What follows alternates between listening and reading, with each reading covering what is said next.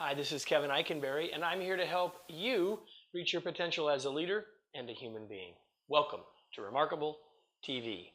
Today, we're talking about giving feedback to friends. Are you ready? Let's get started. So I was recently asked a question that isn't exactly what I just promised you, but it's really close. Let me read you the question. The question was, Kevin, what are some effective techniques for new supervisors to use when delivering feedback to their former peers? Well, former peers are often friends, right?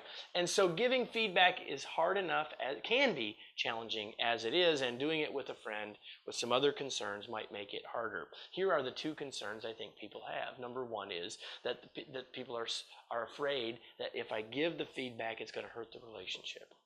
Or they're afraid that because I give it, that my friend's going to think I'm going to give them a pass. They're really not going to accept the feedback at all.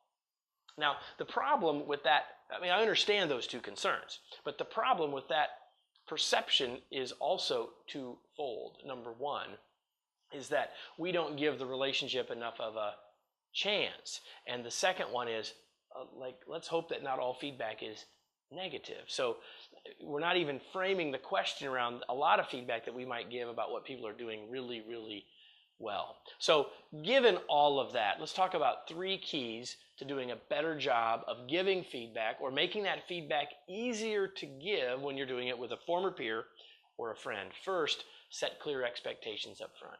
Expectations on 2 fronts. Number one, what are the expectations of the work? So people know what they'll be given feedback on. And number 2, expectations about the change in the relationship so that it's not a big surprise if feedback is going to happen.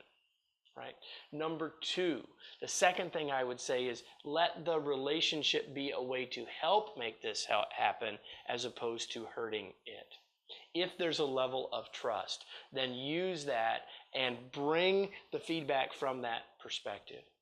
If you have both a relationship and a positional situation with that other person, you have multiple ways, sources if you would, to deliver feedback from, and both of them can be helpful to you.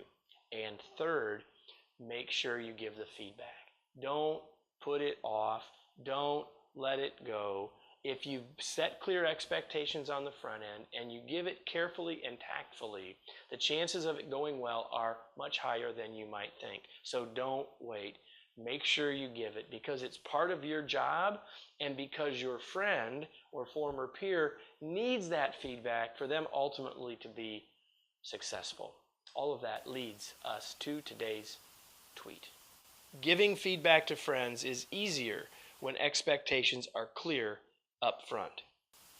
Giving feedback, especially corrective feedback, can be challenging, and that's why in our Bud to Boss workshop, we spend a great deal of time talking about that. Especially as a new supervisor, dealing with and leading and giving feedback and coaching to our former peers and our friends, we've got to work at getting better at that. And we give you the tools, strategies, and approaches to do that in our Bud to Boss workshop. So if you are a new leader or there are new leaders in your organization, I strongly encourage you to check out the link on this page and in this video that talks about that workshop and how that interactive, fun, practical learning experience can help you or other leaders like you be more successful in their transition to being a successful leader.